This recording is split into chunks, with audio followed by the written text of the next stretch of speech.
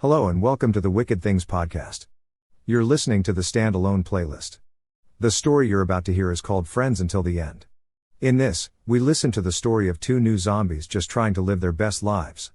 However, humans get involved, and before you know it they find themselves in a situation that goes from bad to worst. If you like stories like Warm Bodies, this will be right up your alley. The sunlight reflecting off the scope of the rifle finally offered oblivion from Mark's torment. Mark smiles in thankful acceptance of what is to come next. He slowly rose to his feet. The small amounts of his meal fell to the ground. "Shoot him, damn it!" The man in the yellow hat shouted to the rifleman.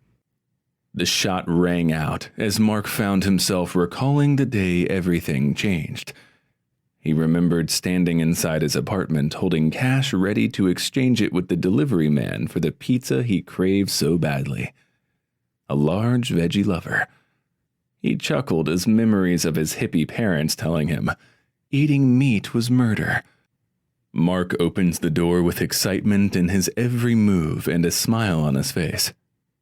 "Hey man, You okay?" Mark's happiness drained from his face as he examined the sickly delivery person. "Yeah, I'll be okay. 25, he spouted. The delivery man shoved the pizza into Mark's hands and burst through the doorway yelling, "Bathroom," as he grabbed his stomach. "Yeah, man, through there." Mark cringed at the sight of the sickly man and pointed him to the bathroom. The delivery man entered the bathroom and slammed the door as Mark grabbed his phone. "I'm going to let your people know you're sick and using the bathroom, so you won't get into any trouble." Mark listened repulsed as sounds of gagging echoed beyond the thin bathroom door. He grabs the television remote and turns up the volume on the episode of Staggering Zombie Horde. Mark looks confused as 20 minutes slowly pass by and there's no response from the pizza delivery man's employer. Concerned for the delivery man's health, he creeps close to the bathroom door.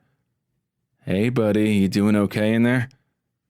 Mark stands in shock before the flimsy bathroom door as it burst open, revealing a ravenous pizza delivery zombie. "Holy shit!" Mark yells as he runs into the living room seeking a weapon.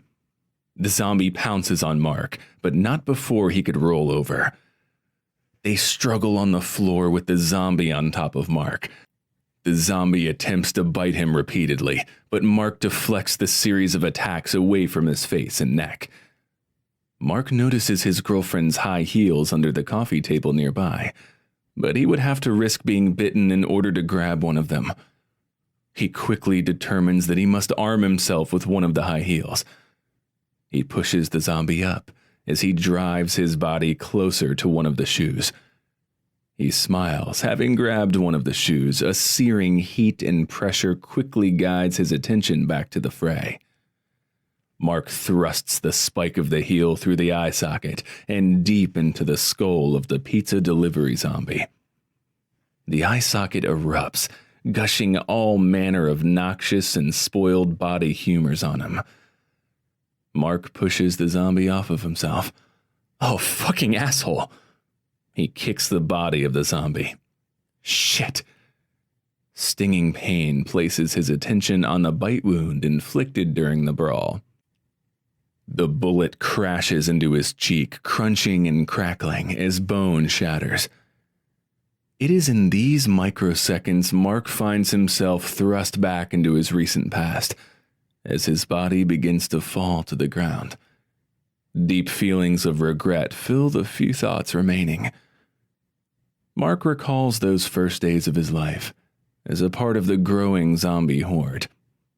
He remembers the difficulties he experienced moving from his vegan diet to his new diet of brains and flesh. His memories flood his mind of gagging with each bite of his victim's flesh.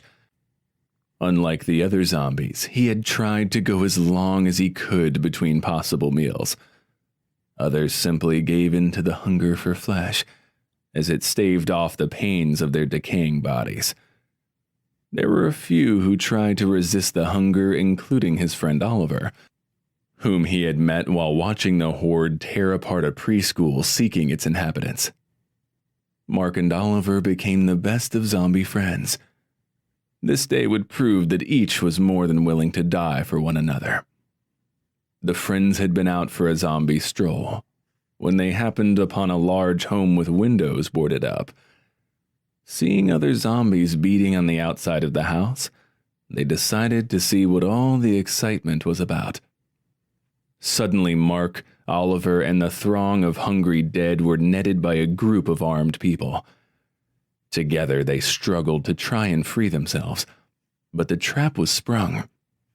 The sound of a roaring motor engine announced there was a trip to be made. Mark and Oliver looked at one another in shock as the entire mob was pulled off their feet and dragged behind a pickup truck. Only Oliver and Mark survived the ride, as the rest melted away due to the high speed of the pickup truck and the heat of the road surface. The undead friends rose from the netting as the truck slowed to a stop. "Some bitch is still alive in there.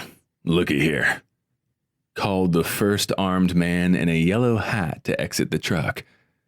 The man raised his rifle and took careful aim at Oliver. Mark noticed the man's dark intentions toward his friend. Thinking quickly, for a zombie that is, he tried to place himself between Oliver and the man. Mark found himself tangled and fell before he could save his friend. He watched as the man's rifle turned Oliver's head into a fine red mist. A rage grew in Mark and he stood up. The man cried out, "I'm out, give me a round quick." Mark dove atop the man and pulled away a mouthful of the man's hide. He smiled and returned to his feet with his anger sated, but a feeling of loneliness fell upon him, realizing his friend was gone and he was again alone in the world. The sunlight reflecting off the scope of the rifle finally offered oblivion from Mark's torment. Mark smiles and thankful acceptance of what is to come next. He slowly turned to face the man with the rifle, as small amounts of his meal fell to the ground. "Shoot him, damn it!" the man in the yellow hat shouted to the rifleman. Mark felt at peace as he fell into the embrace of oblivion. She wrapped her arms around him.